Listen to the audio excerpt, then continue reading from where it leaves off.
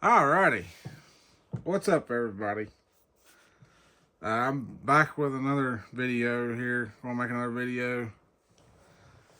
So what I've decided to do is just go ahead and keep all the videos in my phone deleted out before I start to make a video, so that I've cleared up the maximum amount of storage space to keep, making new content without it stopping saying storage full. A pair of boots I got this time is my 2414 Redwings. I've had these quite a while, and they're still in really good shape. So I'm pretty happy with how these are holding up. We don't have any sole degradation or anything going on with these ones. As you can tell, the outsole's holding up just fine. And I've worn these. Typically, I wear them on like really nasty rainy days, because these are the waterproof with the Gore-Tex lining. And I believe these are also the puncture resistant ones. They have the metal plate in the bottom. And I bought these at the local John Deere dealership. Back in the boot department, they had these back there, so I needed to get a pair of these to wear for nasty rainy days. But these are from the 2.0 Super Sole series. And if you've seen these before, I did a review on these along with the Duradero Fargos that Duradero sent me for free. And I was kind of comparing the two of them, because the Fargo, I'm pretty sure, was made because of this boot here, although the Fargos are soft toe and these are steel toe.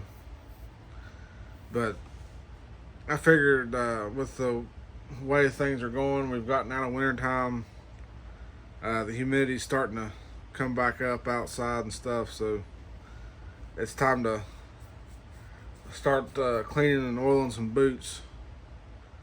And that's kind of what I'm going to do in this video too. After I review these boots a little bit, just kind of give y'all a little, just try to give y'all a little bit of an update on them. I haven't really worn them much since the video where I compared them with the Duradero Fargos, but that was, I think, back in the wintertime when I did that video. So it was a bit too cold to wear these anyways. But these will work in the springtime, like early spring and fall, usually when it's the wettest around here. You get a lot of rain, a lot of like nasty gray, dreary, rainy days. And so that's what these boots are good for. They've got that Gore-Tex lining. If you can see down in there, they've got that Gore-Tex lining that keeps these waterproof. Still got the factory Taslon Redwing laces. These are the brown and black striped laces. Not seeing any kind of problems with these laces. There's not even the slightest bit of fraying on the lace. Of course, the hardware is always top notch on these Redwings. The hardware holds up and stuff. Some people that aren't used to steel toe boots or boots in general, are going to probably find these boots to be quite heavy. And compared to a lot of my boots that I have, these are on the heavier side, but that's all due to all the material that's used in these boots. And you got the thick Redwing nubuck leather, and you got that thick outsole, the dual density outsole, and you got the steel plate in the bottom and the steel toe and the Gore-Tex lining. And by the end of the day, they do wind up turning into a decently heavy pair of boots.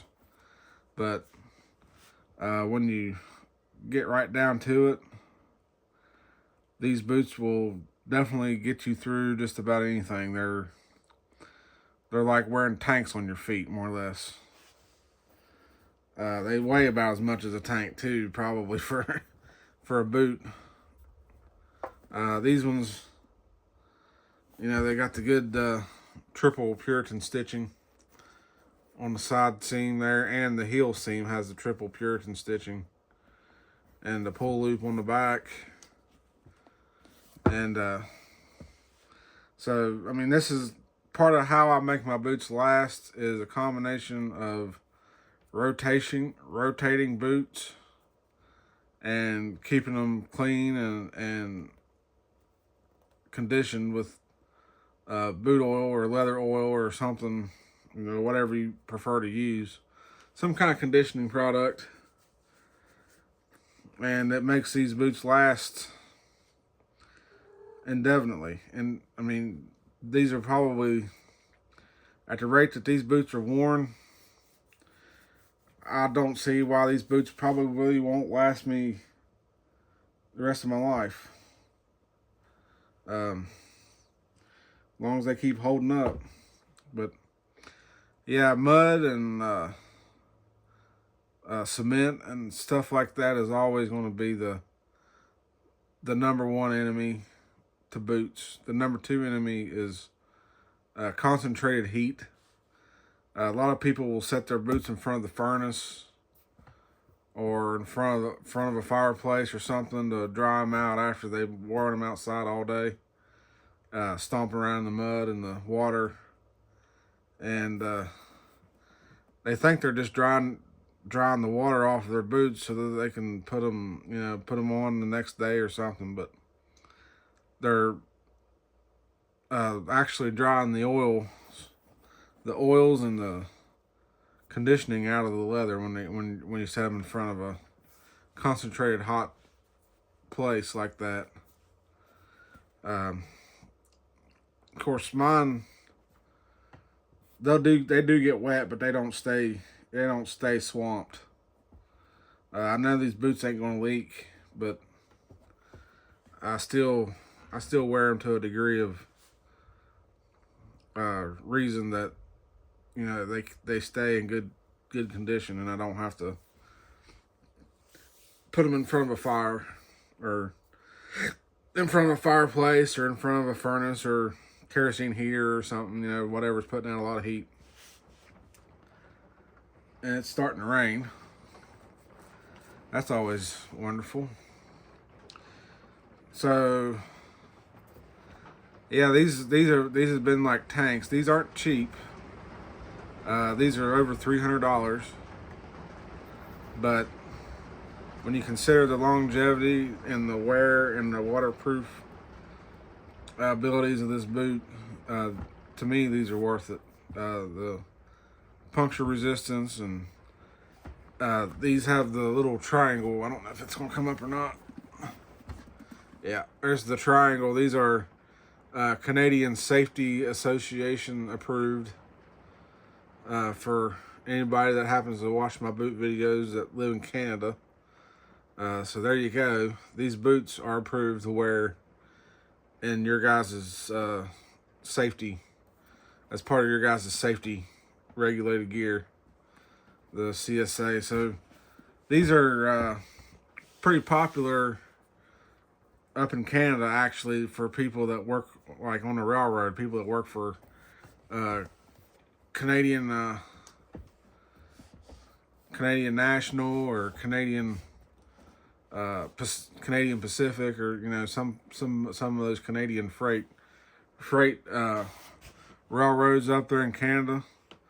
A lot of those guys are wearing these boots just because of how durable they are and how comfortable they are, how long they last, and they are a boot that is CSA approved, which I believe that stands for Canadian Safety Association.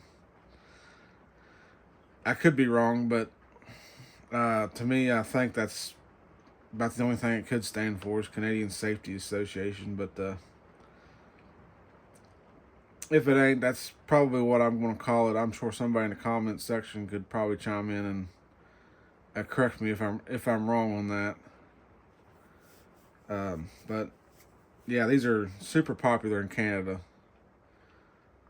And anybody that knows Canada knows that they see a lot of wet weather up in Canada. They see a lot of rainy days, a lot of their winter time up there is really brutal and harsh. They have long, wet, nasty winters, lots of snow, lots of ice, and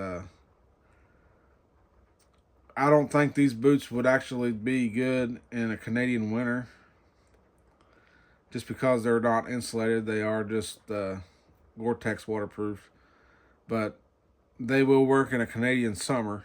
Canadians' summers are still a tad on the cool side, and they still see a lot of wet, nasty, rainy days up there in the summertime, I think, in Canada. So they would probably go for the 34. I think it's called the 2414 Redwing, which is the same boot, but it has the insulation and it's waterproof. But I could be wrong on that model. I don't own a pair of those boots, so I'm not 100% on that model number. So yeah, these have been like tanks, and I'm hoping these stick around for a long time. These are size 9.5 E3. So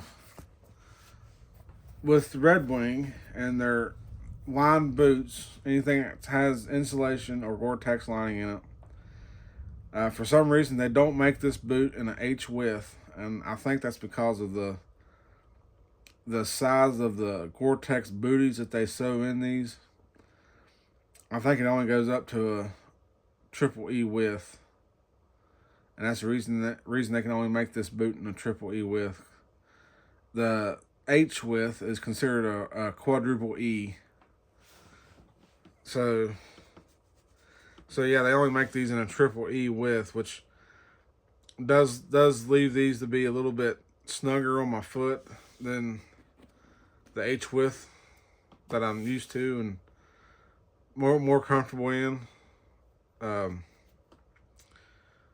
But that's just the nature of the beast. If you want dry feet, you gotta kind of live with the less room in the boot. And they're not horrible.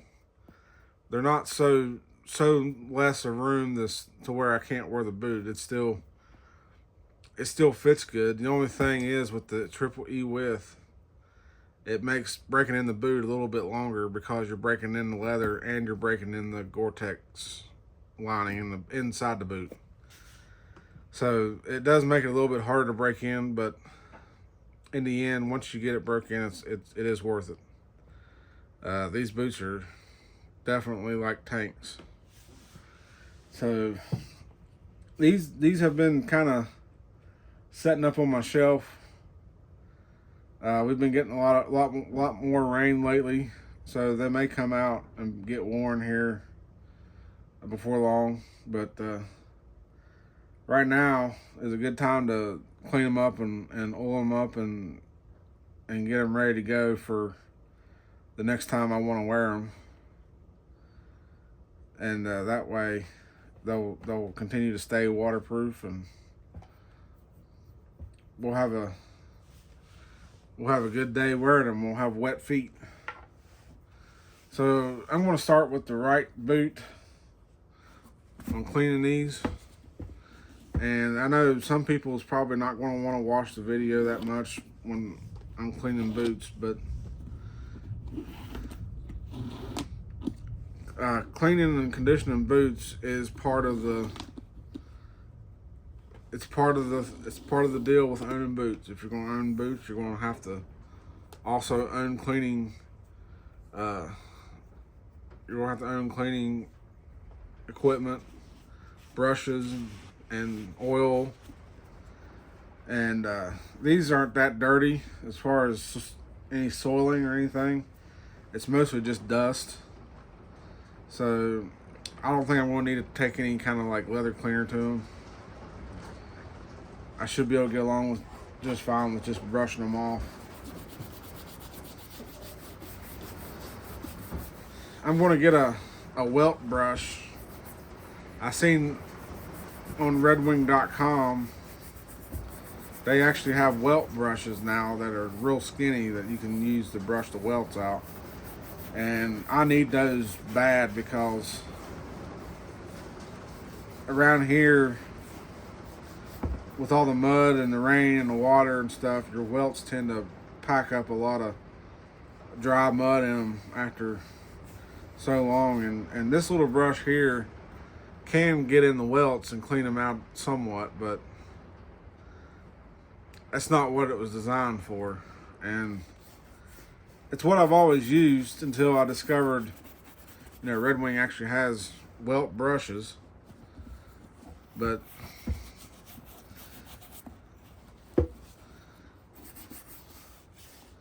and it does an okay job. It still gets in the welt. I mean, the welt's still going to pack. It's still going to pack a little bit of debris and dry mud and stuff down in some of the crevices of the welt, but it gets the majority of it out. Now that had a lot of debris in it. I can't remember what I called it in the last video. I was talking about the area right here that catches a lot of debris and holds it. I think I called it the I don't know, I probably called it the crevice or something, I can't remember, but I think I've come up with a term for it that's more easy to remember, and I'm going to start calling it the trench, because that's exactly what it is. It's just a trench that holds debris, and that kind of pays homage to I think World War I. So it's kind of a neat little thing to call it. We'll call it the trench. And it held a lot of debris. I opened that up and it was just like packed full. So it was good to get that out of there. And let's try the other side. I bet the other side's just as bad. Oh yeah. I don't know if you can see on camera, probably not. There you go. That's what collects in the trench. And you gotta get that brushed out of there and cleared out of there from time to time. But it's basically where the panels that the hardware attaches to. It's part of the upper of the boot, but it's where the upper of the boot is stitched to the vamp. And then they also have to stitch the tongue in there too on that spot. And then when all that meets together, it forms, in that one spot, it kind of forms a trench. So that's what holds all that debris in there, if that's coming up. Yeah. So we got to get that out of there. I don't know how long it's been since I last brushed that out of there, but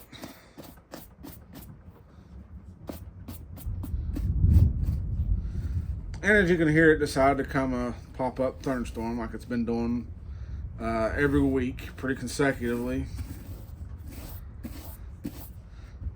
I guess it's storm season around here. I mean, they're getting a lot of tornadoes and stuff out in the Midwest, and I think that's where a lot of this is coming from, because it starts off as a tornado in the Midwest, and then by the time it gets here to West Virginia, it's lost enough strength that it's just a a severe thunderstorm or something, or a lot of rain or something. All right. I think we've got this boot brushed off for the most part. The only thing that's basically left is scratches and scuffs on this boot that's appeared from wearing them and working in them and stuff. But we'll go ahead and call that good. Now it's time to get the oil out and get to town. I know this video is going to be a little bit longer. Yeah, we're at 20 minutes now here running, so I know I'm probably only going to have time to do one boot, but that's probably all you guys need to see anyways, because cleaning the other boot is going to be the exact same process. It's just be watching the same thing over and over, and we don't need to make no 2 or 3 hour long videos of just sitting here cleaning boots. I think with one boot y'all pretty much get the gist of it. So one boot is probably going to be all it needs to be shown on camera for cleaning. Knock off some of this excess. I don't know how well this is going to show up on camera, but so basically what you're doing is you're just using this dauber and daubing the oil on this boot. I always like to start with the toe area, and I can tell that's going to get knocked over in a heartbeat if I don't move that out of my way of my hand. But yeah, I always start in the toe area and then work my way around the bottom half of the boot, and then kind of go from there to the upper half.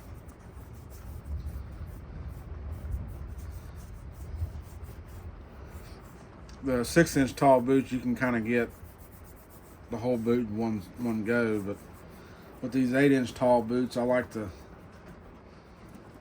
go with, you know, trying to do it the bottom half and then do the top half. Kind of spreads out the oil a little bit better, because this dauber only holds so much oil, and I don't think it has enough in it to in one dip to do the whole boot effectively.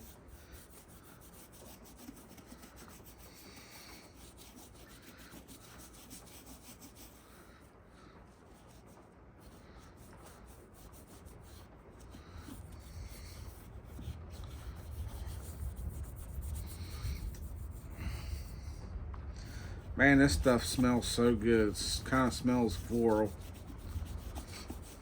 which makes sense because it's got beeswax in it. I think beeswax kind of smells floral.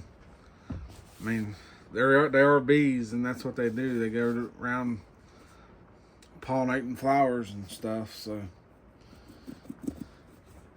we get inside this tongue area here. I don't know if it's going to come up very well or not on this camera.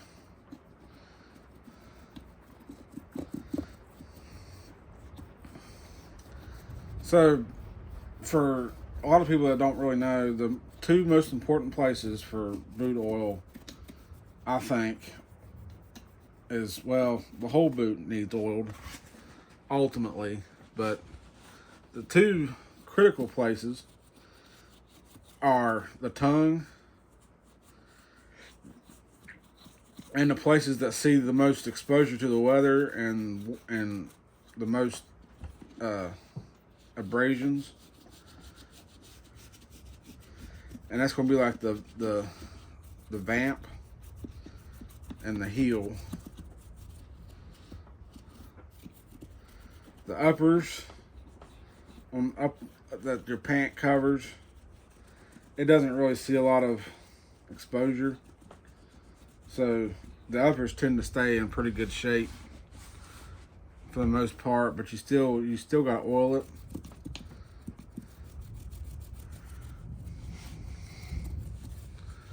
but definitely your toe area, the vamp, and the heel and the tongue are probably your critical places that see the most exposure and debris. And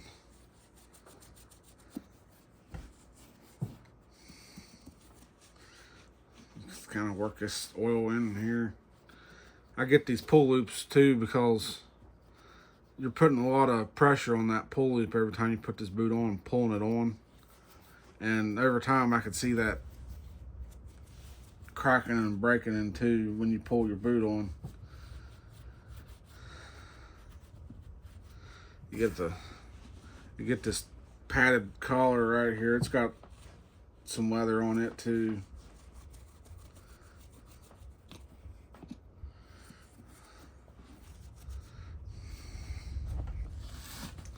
This is probably kind of hard to tell on camera or see, but I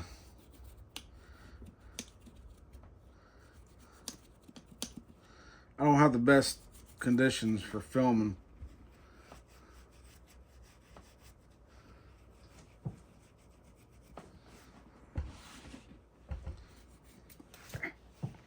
Okay, I just dropped the dauber. It didn't go on the floor, but I caught it. But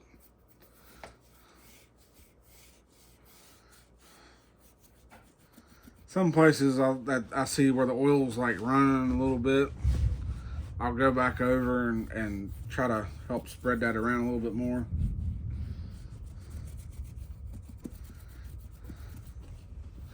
And of course, this dauber is going to leave a lot of little hairs of cotton that the dauber's made of all over the boot. So you have to go back over it with the brush and brush all those off. But I try to get it down in there where the gust of the tongue attaches to the boot and up the inside there.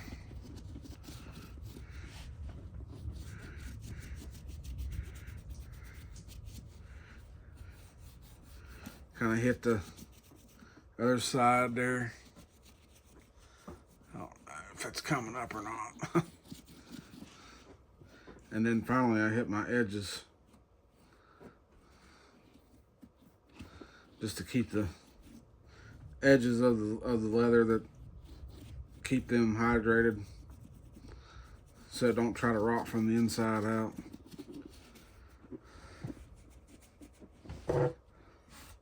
And then I try to open that pull loop a little bit to get the leather underneath it.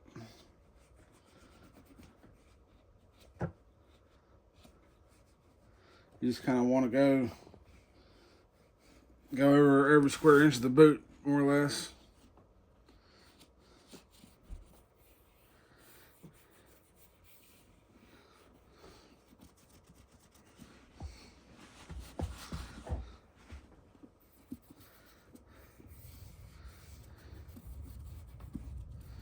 Alrighty.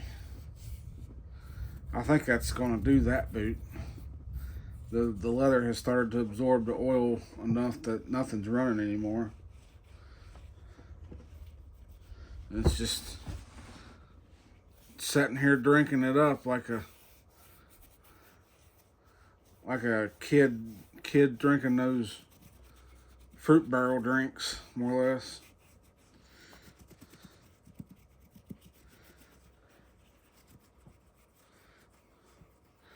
The tongue doesn't need like to be soaked in oil because the tongue is made out of the softest and thinnest leather out on the whole cow. But because it's soft and thin, it still needs oiled pretty critically just to help keep that tongue in good shape.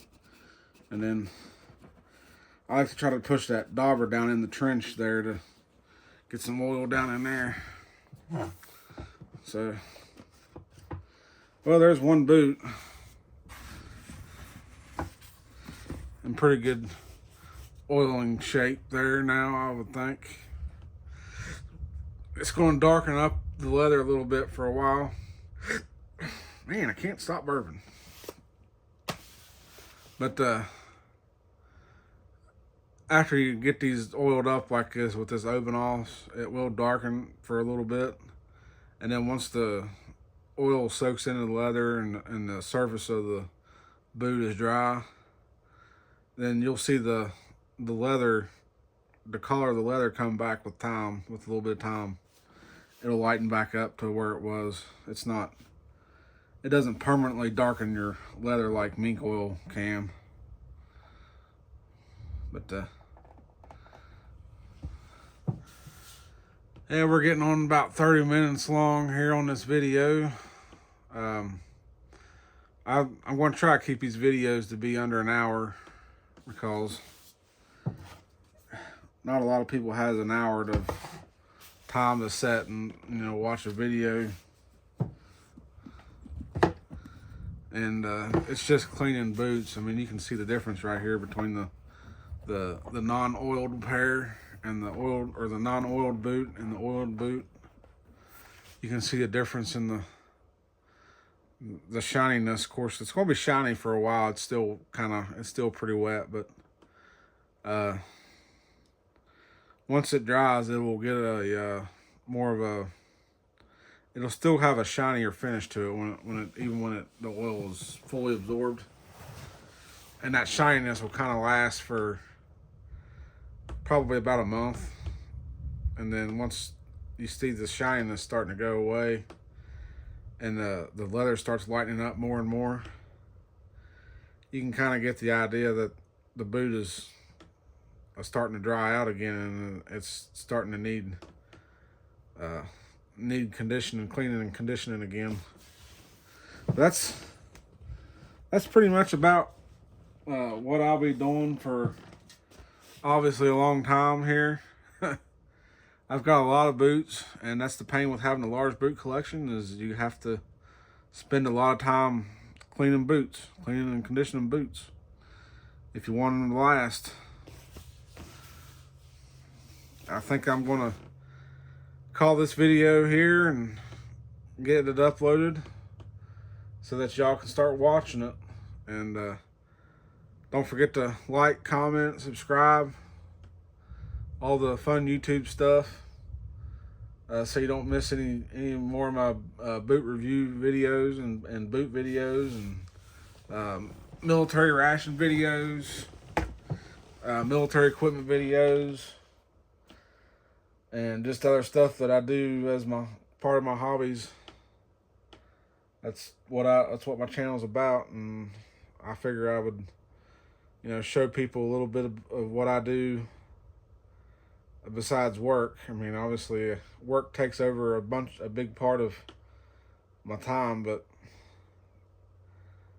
I make time for my boots too, to wear them and condition them and all that fun stuff. Keeping these things alive and keeping them healthy. They keep your feet healthy, so keep them healthy. Alrighty, I think that's going to do it for this one. We'll see y'all on the next one. Later.